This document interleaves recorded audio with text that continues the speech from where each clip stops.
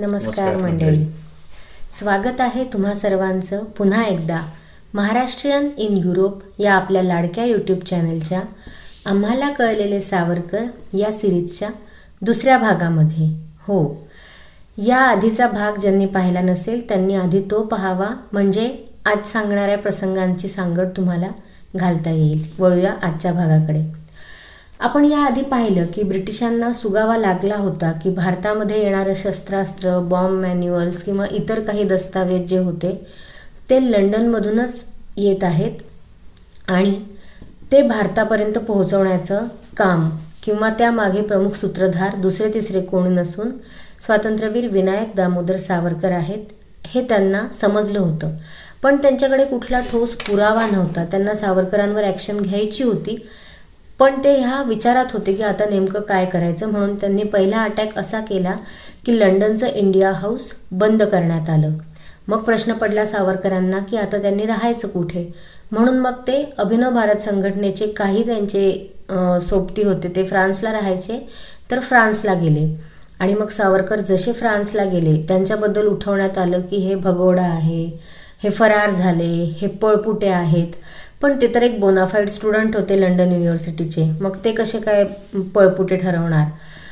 पण फ्रान्सला असतानाच सावरकरांना एक धक्कादायक बातमी कळली आणि ती अशी की नाशिकच्या कलेक्टर जॅक्सनच्या हत्येखाली अनंत कान्हेरे आणि त्याला साथ देणारे गोपाळ कर्वे आणि विनायक देशपांडे या तिघांनाही फाशी देण्यात आली.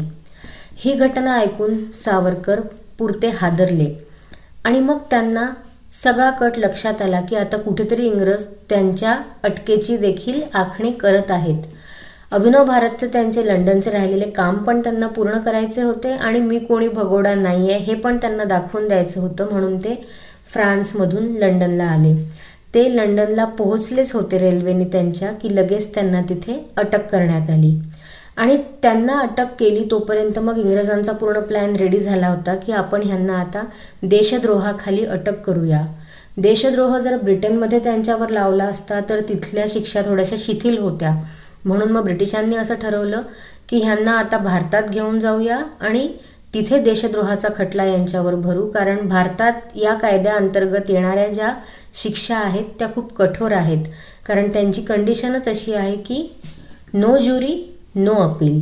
आणि म्हणून बोटीनी मग ते सावरकरांना भारताकडे यायला निघाले. हो, आणि नो ज्युरी नो अपील हा नियम सावरकरांना माहिती होता, कारण सावरकर स्वतः बॅरिस्टर होते. त्यांना इंटरनॅशनल लॉचं पण नॉलेज होतं. तर जेव्हा ही बोट निघाली आणि फ्रान्सच्या समुद्रात आली ती, तर त्यावेळेस सावरकरांनी ठरवलं की आपण बोटीनी पुढं भारतामध्ये घेऊन जाल त्याच्या आधीच आपण फ्रान्सच्या लँडवरती उडी मारायची, म्हणजे फ्रान्सला थांबायचं. तर त्यांनी प्लॅन बनवला आणि बोटीमधून एका छोट्याशा छिद्रामधून त्यांनी उडी मारायचं ठरवलं. पण त्याच्यामध्ये प्रॉब्लेम असा होता की जिथून ते उडी मारणार होते म्हणजे ते वॉशरूम होते आणि त्या वॉशरूममधून ते उडी मारून जाणार होते, तिथं असे मिरर्स लावलेले. आणि मिरर्स लावले तर त्या मिररमधून पोलिसांचा वॉच त्याच्यावरती असायचा. मग याच्यासाठी त्यांनी शक्कल लढवली की एक मोठा गाऊन त्यांनी परिधान केला होता. त्यांनी तो गाऊन काढला आणि सगळे मिरर्स झाकून टाकले. आणि असं करून त्यांनी पोलिसांचं लक्ष स्वतःकडे वेधलं नाही जाणार ह्याची काळजी घेतली आणि त्या बोटीमधून उडी मारली. पोहत ते फ्रान्सच्या जमिनीवरती पोहोचले. जात असताना त्यांना थोडीफार इजा पण झाली आणि ते साहजिक आहे. आणि ज्यावेळेस ते जमिनीवरती पोहोचले त्यावेळेस त्यांचा प्लॅन असा होता की आपण आता फ्रान्सच्या भूमीवरती आहोत आणि लंडनचे नियम आपल्याला लागू होत नाहीत आणि इथं थोड्या काळासाठी आपण जर राहिलोत तर थोडी आपल्याला मदत होईल आणि याच्यातून काहीतरी मार्ग काढता येईल.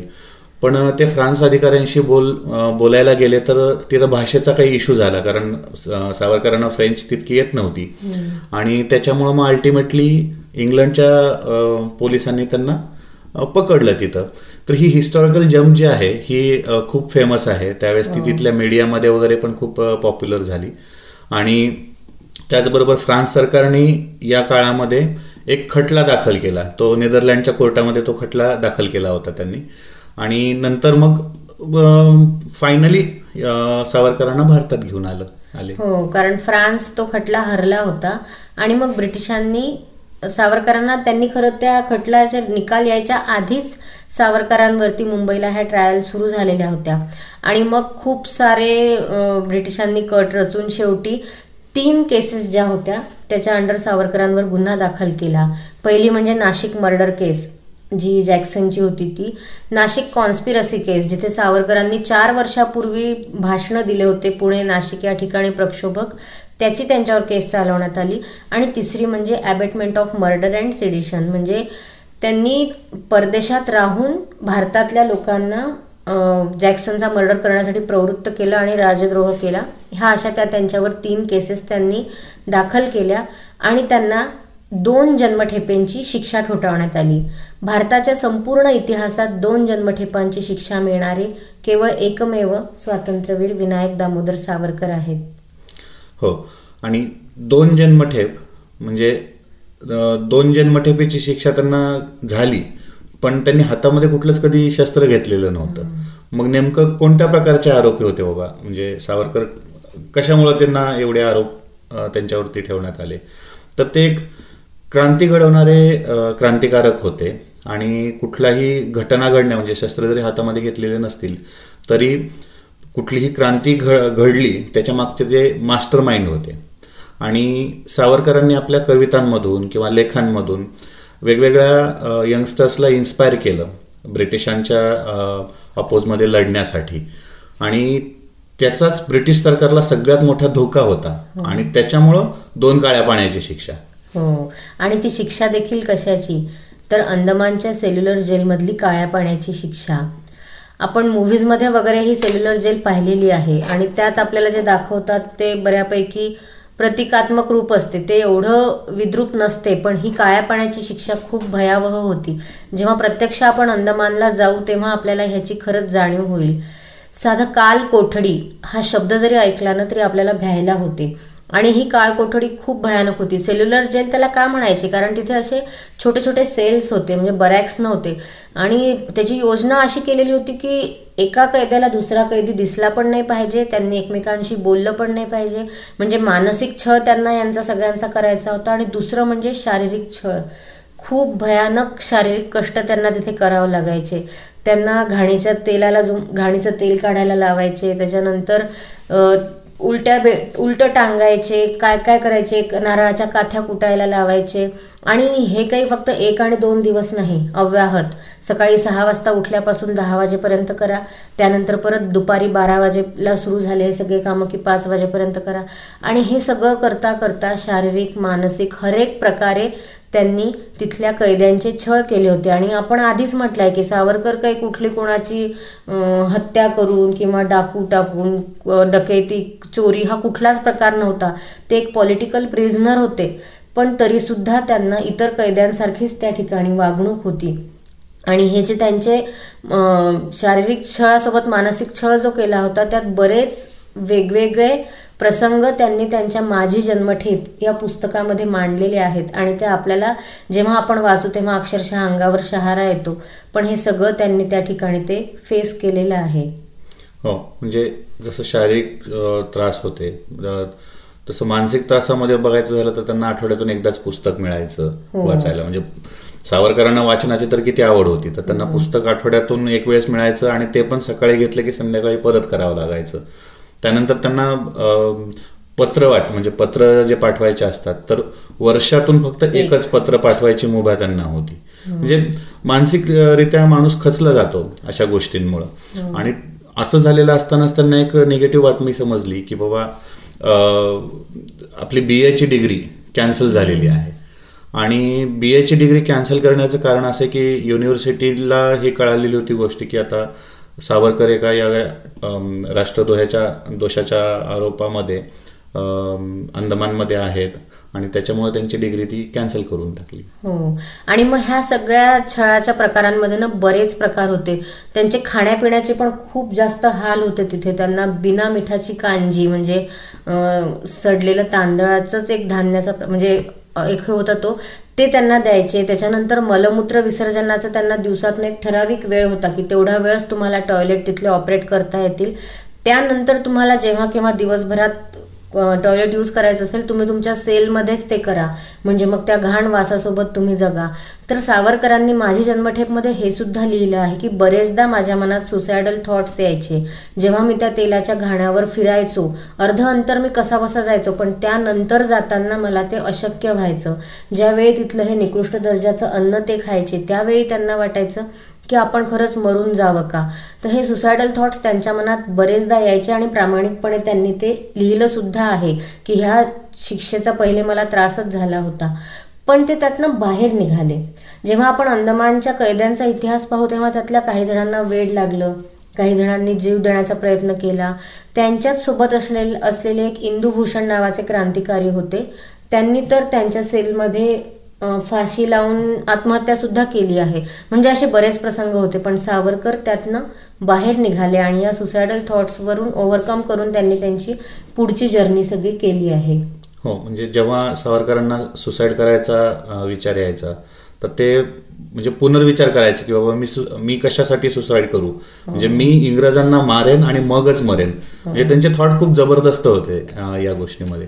आणि याच्या व्यतिरिक्त ते इतर कैद्यांना पण सांगायचे, म्हणजे त्यांना मॉरल सपोर्ट द्यायचे की बाबा आपण वेगळ्या अँगलनी या गोष्टीकडे बघूयात, आपण स्वतःची सुधारणा करून बघूयात.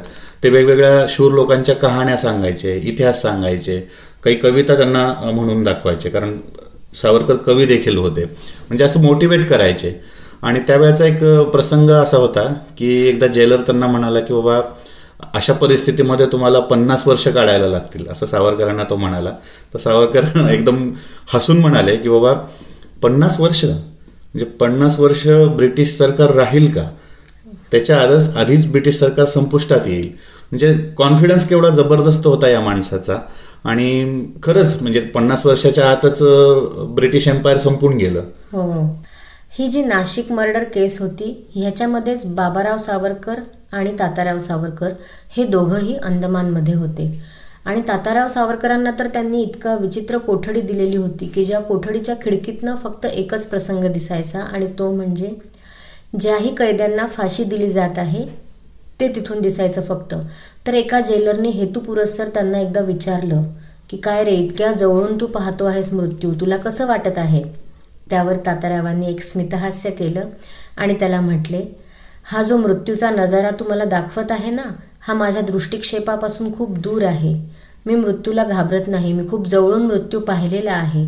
ज्यावेळी मी बॉम्ब बनवायचो तेव्हा माझ्या मांडीवर मृत्यूचा गोळा असायचा. त्या अंतरापेक्षा हे जे अंतर तू मला सांगतोय हे तर खूप दूर आहे रे. आणि तोच मग प्रसंग होता ज्यावेळी अनादिमी अनंतमी अवध्यमी भला मारिल रूपू जगती असा कवण जन्मला, म्हणजे मला मारेल असा शत्रू जगात कोण जन्माला आला आहे. हे अजरामर सावरकरांची काव्यरचना ह्याच प्रसंगी झाली होती, ह्याच प्रसंगी त्यांना स्फुरली होती. हो, मृत्यूचे त्यांना भय तसं नव्हतंच, पण त्यांना हिंदुस्थानच्या बदलत्या राजकारणाचं चित्र मात्र नक्कीच दिसत होतं. त्यावेळेचे जे मुसलमान होते, मुसलमान कैदी असायचे, तर त्यांना एक नमाजसाठी आपलं सेल सोडून बाहेर जाण्याची मुभा असायची. आणि ते सावरकरांनी हेरलं की बाबा मुसलमान कैद्यांना बाहेर जाता येतं पण हिंदूंना जाता येत नाही, तर याच्यासाठी आपण काहीतरी करायला हवं. तर त्यांच्या डोक्यात एक युक्ती आली. ते म्हणाले की आपण हनुमान चालिसा सुरू करू आणि हनुमान चालिसेसाठी आपल्याला बाहेर जाता येईल आणि आपल्याला फ्रेश एअर मिळेल तिथे, किंवा ऊन पाहता येईल बाहेरचं. पण हिंदू कैदी जे आहेत त्या प्रत्येकांना ही हनुमान चालिसा येत नव्हती आणि कोणाला लिहिता वाचता देखील येत नव्हतं. मग तिथं सावरकरांनी एक विडा उचलला की आपण इथं राहणाऱ्या हिंदूंना एकतर शिकवायचं, लिहायला वाचायला शिकवायचं आणि त्यानंतर हनुमान चालिसा शिकवायची आणि आपण अर्ज करायचा की आम्हाला देखील मुसलमानांसारखंच बाहेर जाऊन हनुमान चालिसा म्हणायची मुभा मिळावी. तर हिंदू साक्षर होणं, संघटित होणं याचं बीज जे आहे ते इथं रोवलं गेलेलं आहे. आणि इथं सावरकरांनी फोकस जो आहे तो हिंदूंना साक्षर आणि सुशिक्षित करण्याचा फोकस त्यांनी सेट केलेला आहे. हो, म्हणजे जेव्हा आपण ह्या अंदमानच्या काळकोठडीचा विचार करू ना तेव्हा आपल्याला लक्षात येईल की अतोनात शारीरिक श्रम होते, तेवढीच त्यांच्याकडे हर एक प्रकारे त्यांचा मानसिक छळ केला जायचा. पण त्याबरोबरच ते काय काय करायचे हिंदूंना एकत्रित करायचे, हिंदू संघटित कसे होतील ह्याचा विचार करायचे, जे अशिक्षित कैदी आहे त्यांना शिकवायचे. आणि हिंदू मुस्लिम हा इतका नाजूक मुद्दा होता, ह्यावर पण ते तिथे विचार करू शकत होते. मला तर प्रश्न पडतो कधी कधी की तात्यारावांना हे इतकं सगळं कसं जमत होतं. प्रश्न आपल्यासारख्या सामान्य माणसांना पडतात. तात्यारावांकडे एक प्रश्न नव्हतीच, त्यांच्याकडे होती ती फक्त उत्तर. म्हणजे कविता लिहिण्यासाठी बघ ना, त्यांच्याकडे वही नव्हता, पेन नव्हता, पण ते थांबले नाहीत तिथं. त्यांनी भिंतीवरती लिहिणं सुरुवात केलं. म्हणजे जे हातात मिळेल ते, म्हणजे कधी दगड मिळायचा, कधी खिळा मिळायचा हातामध्ये, कधी बाभळीचे काटे मिळायचे, तर जे हातामध्ये मिळेल त्यांनी ते कोरून भिंतीवरती कविता लिहायचे. एकदा जेलरनी हे सगळं पाहिलं आणि त्याला वाटलं की आता हे कविता वगैरे लिहितायत, आपण असं करूयात की हे मिटवून टाकू. आणि त्यांनी जे रंग देणारे असतात त्यांना बोलवलं. म्हणजे भिंतीवरचा जो हे आहे तो मिटवायचा, म्हणजे व्हाईट वॉश करून टाकायचं पूर्ण. तर ते लोक आले सावरकरांच्या रूममध्ये आणि सुरुवात केली रंग मारण्यासाठी. तर सावरकर तिथं उभे राहून म्हणायचे की अरे इथे राहिला, इथलं बुजव, तिथलं बुजव. म्हणजे असं म्हणण्याचं कारण असं की सावरकर फक्त कविता लिहायचे नाहीत, ते पाठ पण करायचे पूर्ण. आणि पूर्ण भिंती लिहून झालेल्या होत्या त्यांच्या. आणि त्यानंतर मग जागाच उरली नव्हती नवीन कविता लिहिण्यासाठी, कारण लिहिलेलं सगळं आहे आणि पाठ पण करून झालेलं आहे. तर तो जेलरला थँक्स म्हणाला की जशी तुम्ही आता रंगरंगोटी केलेली आहे हे तुम्ही प्लीज प्रत्येक वर्षी करत जाल का, म्हणजे मला नवीन फळा निर्माण होईल नवीन कविता लिहिण्यासाठी. तर यांचा हा कविता लिहिण्याचा गुण खूप छान होता. म्हणजे सावरकरांमधले खूप चांगले गुण होते.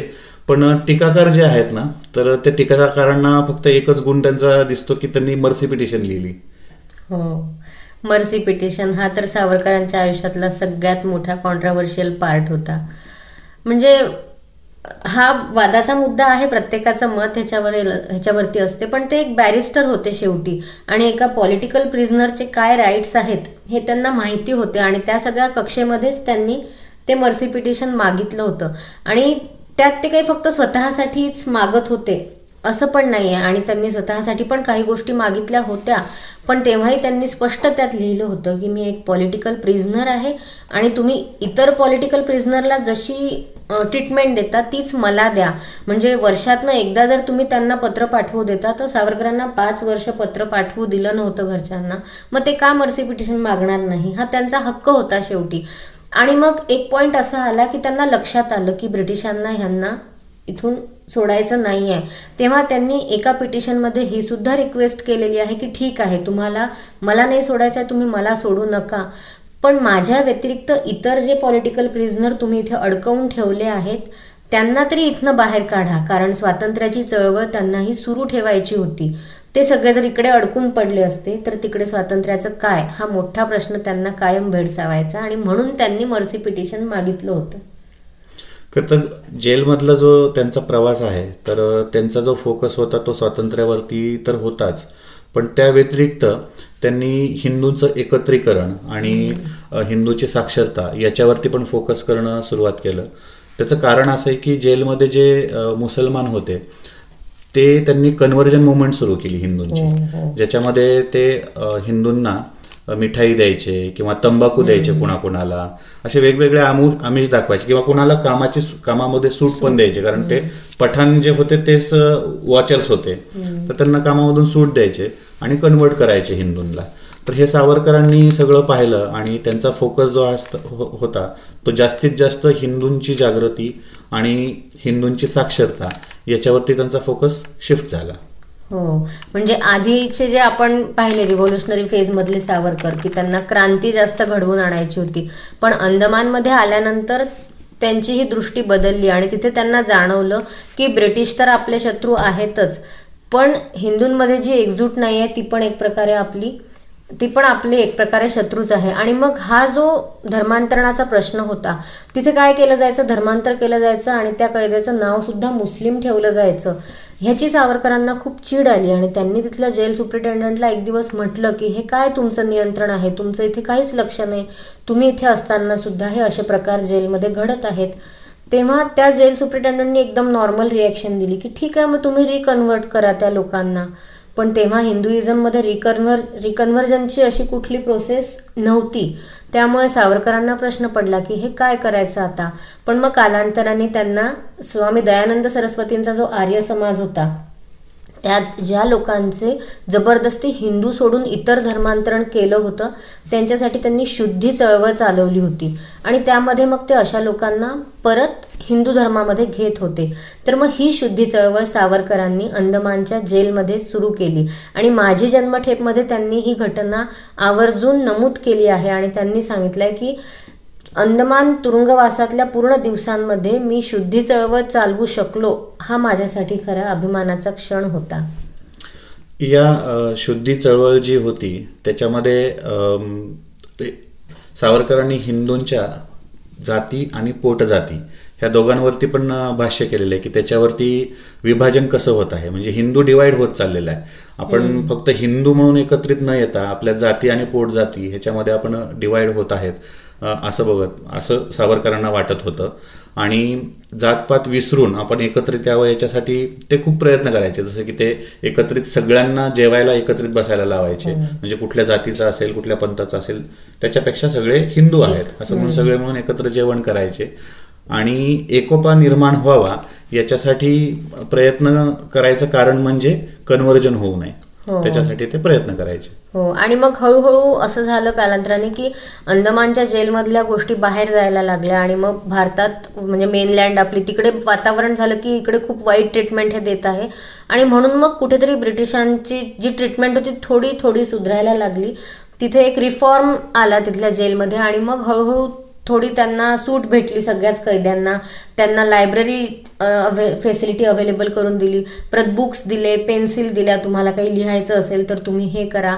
त्यानंतर सावरकरांची 1920 साली शारीरिक श्रमातनं सुटका करण्यात आली. आणि मग तिथे त्यांना वेगवेगळ्या काय म्हणतात त्याला हे दिल्या जायच्या, तुमच्या एक प्रत्येकावर वेगवेगळी जबाबदारी दिली जायची. तर मग त्या सगळ्या याच्यातनं सावरकरांना एक चांगली प्रमोशन मिळालं त्यांना. ते जे ऑइलचं जे होतं त्याच्यामध्ये त्यांना प्रमोशन मिळालं. आणि मग हे सगळं घडत असताना जेलचं जे वातावरण चांगलं झालं. त्यानंतर जेव्हा त्यांनी परत एकदा मर्सी पिटिशन फाईल केली तेव्हा बाबाराव सावरकर आणि तात्याराव सावरकर, कारण हे एकाच गुन्ह्याखाली होते दोघं जण, तर ह्या दोघांना मग अंदमानच्या जेलमधून 1921 साली इंडियामध्ये मेनलँड जेलमध्ये, तिथे 3 जेलमध्ये त्यांना नेण्यात आलं. आणि मग त्यानंतर पुढे काय काय घडलं हा आतापर्यंतचा होता सावरकरांच्या आयुष्यातला जी कारकीर्द होती त्यांची अंदमानमधून त्यांनी केलेली. कारण जेलमध्ये जरी ते असले तरी त्यांनी तिथे बऱ्यापैकी कैद्यांना शिक्षित केलं, हिंदुत्वासाठी त्यांना जे काही संघटन करायचं होतं ते केलं. ही सगळी कारकीर्द त्यांची आपण पाहिली. पण आता भारतामध्ये गेल्यानंतर ते किती काळ जेलमध्ये होते, बाहेर आल्यानंतर त्यांनी काय काय केलं, त्यांची पुढची उत्तरार्धातली कारकीर्द कशी आहे हे आपण पाहूया पुढच्या भागात.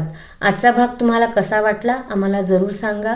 लाईक करा, कमेंट करा, शेअर करा, चॅनल सबस्क्राईब करून बेल आयकॉन नक्की हिट करा आणि जास्तीत जास्त हिंदूंपर्यंत हा विषय पोहोचवा. भेटूया पुढच्या भागामध्ये. तोपर्यंत stay tune, be happy, take care. Jai Maharashtra.